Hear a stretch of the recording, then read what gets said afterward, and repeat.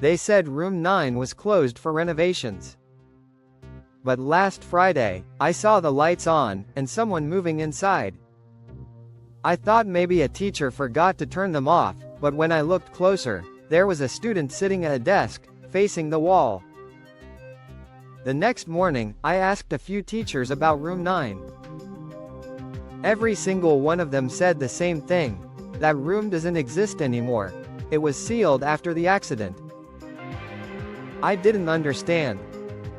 The hallway was right there, the door was right there, I saw it. But when I checked the old school map, room 9 wasn't even listed. That night, I decided to sneak back in. The hallway was silent. My footsteps echoed on the tiles. When I reached the door, the lights inside flickered on by themselves. I pushed it open. The air was cold, like no one had been there for years.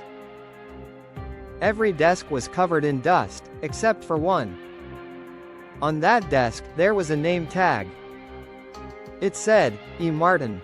I slowly opened the desk drawer. Inside was an old, half-burned notebook. On the first page, written in shaky handwriting, were the words, "They locked me in here. The test never ends."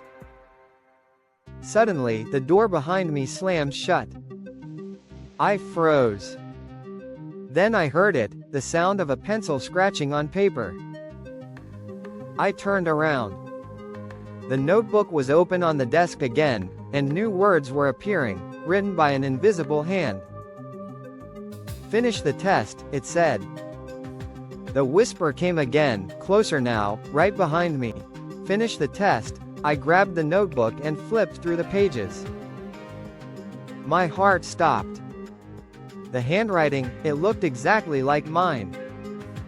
The pages began flipping on their own until they reached the last one. It read, "You're the new student now." I looked up. The desk in front of me was empty, but there was a shadow sitting in my chair, still writing. The lights flickered one last time, and everything went black.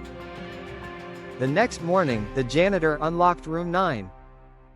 The room was dusty and empty, except for one new notebook lying on the front desk. On the cover, it said, "Lesson 1. Never stay after dark.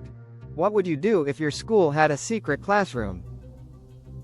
Comment below, and subscribe for more real school horror stories.